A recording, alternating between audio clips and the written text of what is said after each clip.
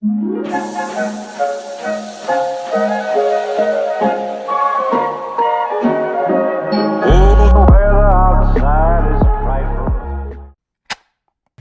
guys, what's up and welcome back to another Vlogmas vlog. Today's vlog is going to be ladies talk or girls chat with Ayana.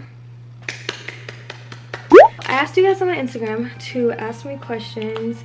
It could be any question you want. It could be about boys and guys. It could be about relationships. It could be about career. It could be about self-care and self-help. It could literally be about anything. So I asked you guys on my Instagram to ask me questions earlier today, and I got a decent amount in, and so I just think that I'm gonna crank them out for you guys. We're gonna just have a little girls chat. Got my cute little water bottle. I got this from Society 6. I talked about it before in another vlog, but it's really cute. Welcome to the ladies room with Ayana. Maybe I'll do more of these and I'll like brand them the ladies room. I feel like me and my glasses just makes it more more professional. The first question is, were you on a commercial recently? I don't think so, at least. I mean, if I was, I'm not aware of it. I was in a commercial a couple years ago, like 2 years ago, I think. Why do women expect men to give answers to questions women didn't ask? Okay, so I'm a little bit confused on the actual question, but I'm thinking you're saying like why do we as women expect answers from you guys without like being direct and asking you guys the questions? I feel like we want men to be very transparent. And I can only speak on myself, so I want men to be very transparent, very open with me, and kind of let you know like what it is up front. But to your point, we do like men to be very transparent, very open, so we would be maybe fishing for an answer without actually directly asking the question. How do you move on from past flings after investing so much time and energy? Well, I honestly believe that if you're in a stage of flings, or you're single and you're just in a stage of like getting to know people or just socializing and chatting, if it doesn't work out but you put a lot of energy into it, I know that that can be very annoying and very stressful because you feel like you've put so much energy, so much time into it, which I'm sure that you have. But what my advice to you and what I would say is that don't ever put all of your energy or all of your eggs in one basket if you're in a fling or like a talking stage. When something happens, like if it doesn't work out and you feel like you're putting all this effort, or maybe he has a misunderstanding and he's thinking it's not a relationship and it's more of just like you guys are just hanging out, like just it's a fling, and then you're thinking like, okay, we're not dating, but I consider you to be my like boyfriend, or like I'm being exclusive to you, and then it doesn't work out. He doesn't feel the type of way, but now you do because you put all of your energy into it. So what I would say is, in situations like that, make sure you have conversations and make sure that it's mutual before making anything exclusive and before putting all of your eggs in one basket, because no one wants to put all this energy and pour all of their heart out to someone if they're not on the same page. What do you get a guy for Christmas that has everything? Well, in that case, one, I don't believe he has everything. I don't believe anybody has everything. What I will say is that a lot of times it's not about like the price or like materialistic things. I think that in that case you should surprise him with an experience. It should be an experience. I know we're in COVID, but like that's where we get creative, right? We get our juices flowing, we get our mind going, and we get creative with the gifting opportunities. So you could do something like a drive-in zoo, or like drive-in movies and dinner. You could literally go on lovecoops.com and make a little personal coupon and do little surprises throughout the day. Like, let's get creative, because that is not something that he can have or like buy. That's something that you physically have to do, and it's creative, so you know he's not gonna have that, and he will not be expecting that from you. And I promise you, guys and girls watching this, we appreciate the little things. Women, at least, I'll speak for the women. We appreciate the little things, and guys, I'm sure, appreciate the things that are from the heart as well. If you're putting your effort towards doing something like an experience, or like dinner dates, or like something very, very creative, like setting up a restaurant in your house, like in your freaking kitchen. So let's just get creative. This is a good one. How did you find your passion and self-love?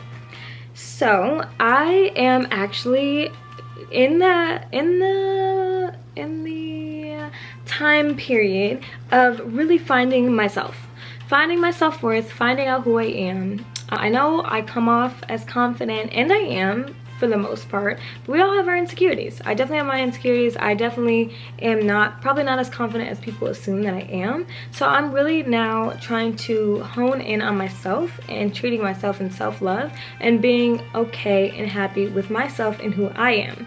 So being whole on your own is something that is super important and is very valuable. If you can be whole on your own, you'll never be in a place where you feel like you are down or like feeling depressed because you don't have like a partner to share that with, you know? So if half of your heart is with someone else and the other half is with you, then when the other half leaves, it's like, you know, you lost a part of you. And you know, that's the beauty of relationships. Well, not necessarily beauty, but that's what happens in relationships. I was always obsessed with YouTube. I truly was always obsessed with movie making. I would make these like little cringy films on iMovie.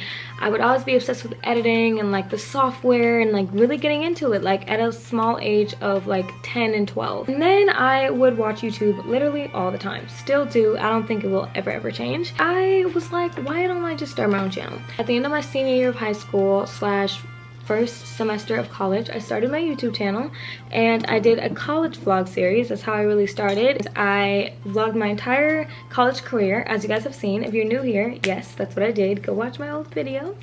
I vlogged literally my entire college career from freshman year to senior year, and now my pre-college adult life, and you know, me working as an influencer marketing specialist at BoxyCharm, a makeup company, and me living in Miami and all these different things happening. I really love to document my life for myself, and it's a passion of mine. I don't do it for brand deals because at first I didn't even know you could do that, so I did it truly out of love. This is how you know when you have a passion, is how are you gonna act when no one's watching? Are you still that motivated even though you're not getting views? Are you still that motivated even though no one's watching and no one's complimenting you? You know, that's how you truly figure out what is your passion. Like if that's something that you really like to do, you're not gonna care about that other stuff. That stuff's superficial, you know what I mean? And so to be honest, I just found my passion because it's just something that gravitated towards me naturally, and I have been doing it since, and I love it, and I will continue to love it, and I will continue to feed you guys content, and I will continue to do it. What's the hardest thing you've experienced with adulting?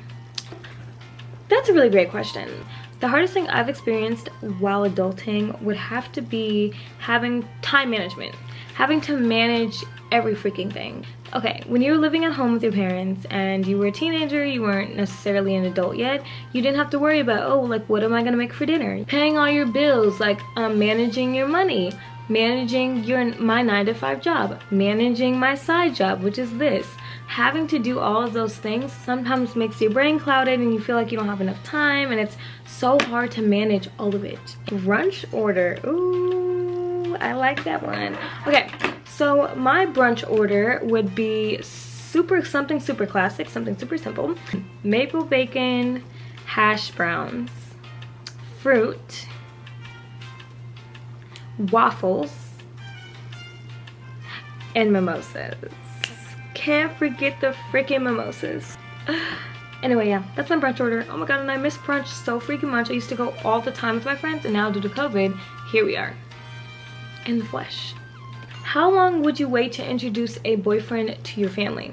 This is a funny question because I feel like this is very situational. It really just depends on the situation. For me, I always say it's not a time thing. Like, don't really put time on things. I think that it's more of like a soul connection type of thing. Like, you'll know when your soul connects, and when your soul connects and you feel like he's the right one and you guys are vibing, and like, it's, you know what I mean, like you guys have had conversations about, oh, like, you know, I want you to meet my parents, or like I want you to meet my family, and vice versa. That's when I feel like you guys should approach it. I don't think that you need to put a time on it. I think that it'll just come naturally, and whenever your souls connect and when you guys have those conversations, that's when the right time will be. It could be 2 months, it could be a month, it could be 6 months, a year, 2 years, whatever the time might be. It's up to the both of you guys. What are you looking forward to the most for 2021? I am looking forward to so many different things. I'm looking forward to a business venture that I am slowly but steadily approaching, and I want to flourish, or at least begin to flourish in 2021. I'm looking forward to furthering my education and applying to grad school in 2021. I'm looking forward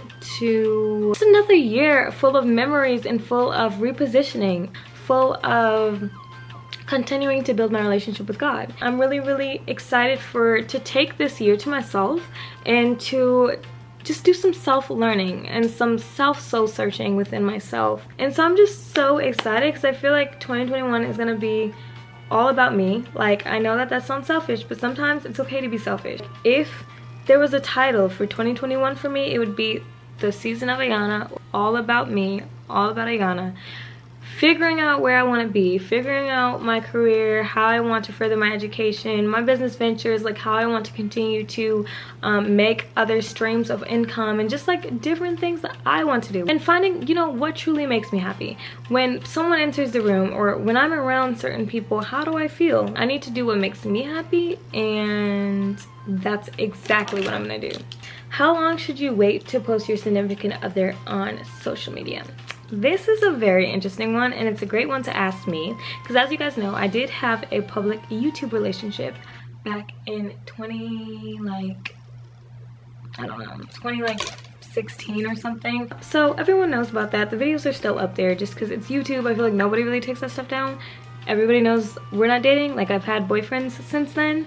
I have learned a lot from that one, and that's just because I want to be able to protect myself. I want to be able to protect myself, my feelings, my brand, and I don't like when my audience gets attached to the concept of me and someone else, and then like say me and that person don't work out, and now it's like I have to deal with the boot of the, you know, the backlash, or like now I have to communicate to my audience that we're not together. And I don't want people to fall in love with my channel because of a concept. I want them to fall in love with my channel because of me and the content I put out, and because you like my vivacious spirit. I am not one to be quick to post anybody on my social media, and it's not because I'm hiding them or I don't want them to be on there. It just is solely because I've been through that before and I don't want to do it again. And not saying I would never do it again, because I definitely am at some point, and I have on like Instagram and stuff like that, but I just think that you need to really make sure that you guys are don't be too quick, okay? Just don't be too quick to do it, because you just never know. Ooh, this is a really great question. How to strengthen your relationship with your mother.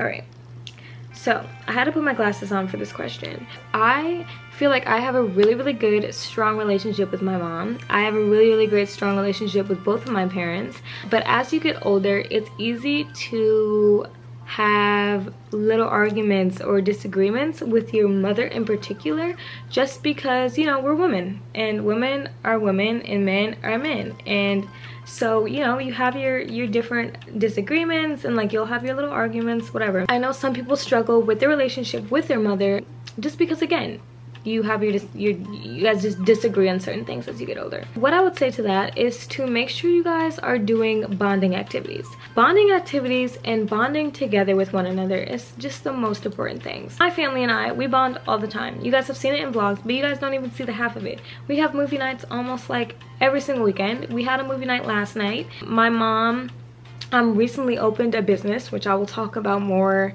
in a different vlog, but like we're helping her with that, and like we're all like involved. The ladies, me, my sisters, my mom, and my grandma, we had all, like, during the fall, went to like Tanner's Orchard, farm together, just doing little activities together. Even it's like you and your mom paint and sip, you and your mom cooking, you and your mom make a Sunday brunch, you and your mom go get your nails done, you and your mom have a movie night, you and your mom sip coffee and simply have a conversation. Talk about, hey, how are you doing? You know, like, it's really great. Also, I'm gonna tell you guys to check up on your parents.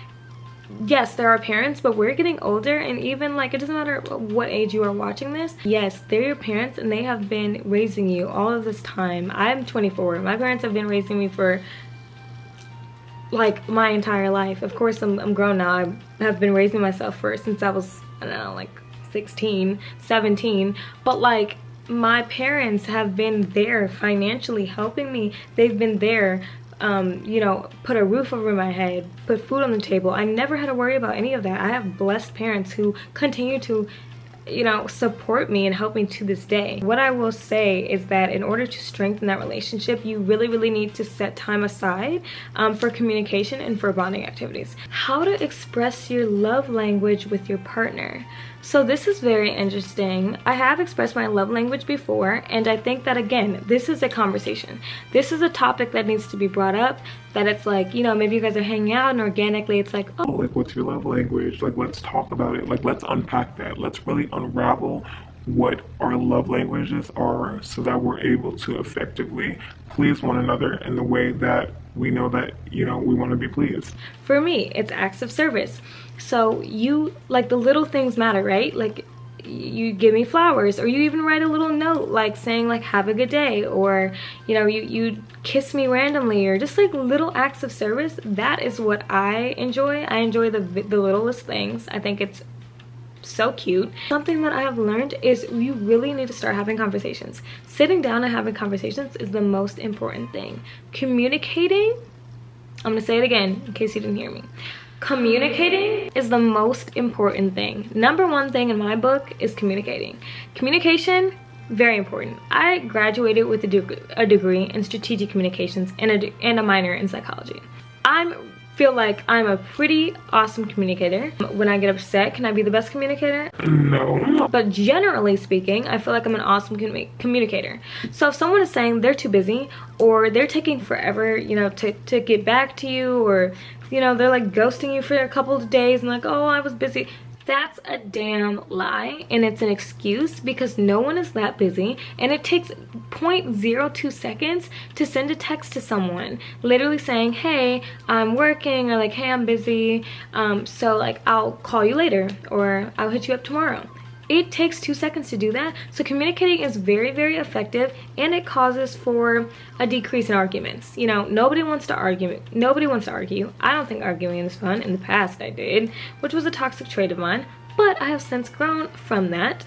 And I think that communication, and I know for a fact, is the key to a successful relationship. Of course, there's a lot of different factors, but if you can communicate, that is a big leap forward. Communicate with your partner about how you're feeling, and I promise, like, it's gonna make the world of difference. Last question. What are some girl code rules you live by? We all know about girl code. We all know about ladies code, women code. Some that I live by are probably the standards. Like, if you're in my friend circle and you're talking to a guy and you're no longer talking to that guy, we don't associate with him, okay? That's not my friend. I don't talk to you. I don't associate with you. You are no longer my friend's man, so I have no association with you anymore.